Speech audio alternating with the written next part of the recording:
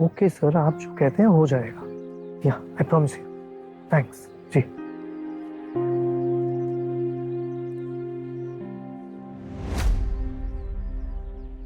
माफी चाहता हूँ, एक जरूरी फोन कॉल था। जैसे कि आप सब लोग जानते हैं कि इस प्रोजेक्ट के लिए हमने आपसे ऑनलाइन प्रेजेंटेशन मंगवाया था। हमें आप सबके प्रेजेंटेशन मिले भी और हमने उसे गौर से स्टडी भी की, लेकिन उनमें से गिल कंस्ट्रक्शन की तरफ से भेजा गया प्रेजेंटेशन मुझे और मेरी टीम को बहुत ही पसंद आया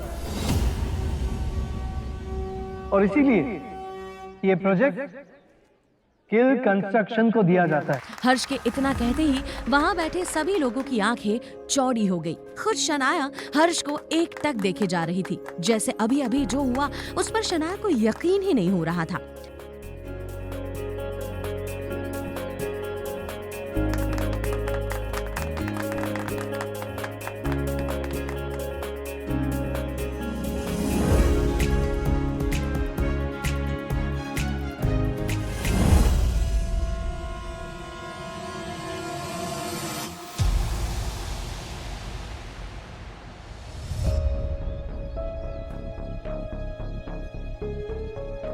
जी सर, आपने कहा और हमने काम कर दिया।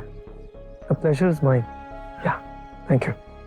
ये हर्ष आहान से बात कर रहा था लगता है। ये काम भी आहान का ही है। नहीं, ऐसा कैसे हो सकता है?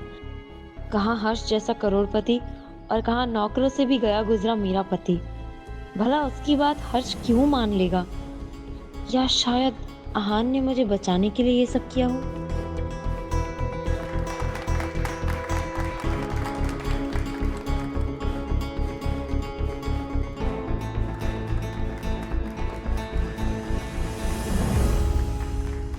शनाया को कुछ भी समझ नहीं आ रहा था कि आखिर ये मामला क्या है, लेकिन फिलहाल वो बेहद खुश थी क्योंकि उसे ये प्रोजेक्ट मिल गया था। उधर शौर्य और शगुन को शनाया की इस जीत की वजह से बहुत गहरी चोट पहुंची थी और वो इसका बदला उससे लेने के लिए किसी भी हद तक गिर सकते थे और उन्होंने ऐसा ही किया। शनाया के दादाजी आनंद गिल ने भी शनाया का ये प्रोजेक्ट हासिल करने पर बाहें फैलाकर उसका स्वागत किया। वादे के मुताबिक उसे एक शानदार हवेली गिफ्ट में दी। ये प्रोजेक्ट भी अब पूरी तरह शनाया के पास आ चुका था, लेकिन शनाया को इन सबसे ज्यादा खुशी इस बात की थी कि उसने अपने दादाजी को ये प्रूव कर दिया था कि उसमें कंपनी चलाने की पूरी काबिलियत है। मामा, अच्छा आप मेरी बहुत आहान, न्यूज़ है।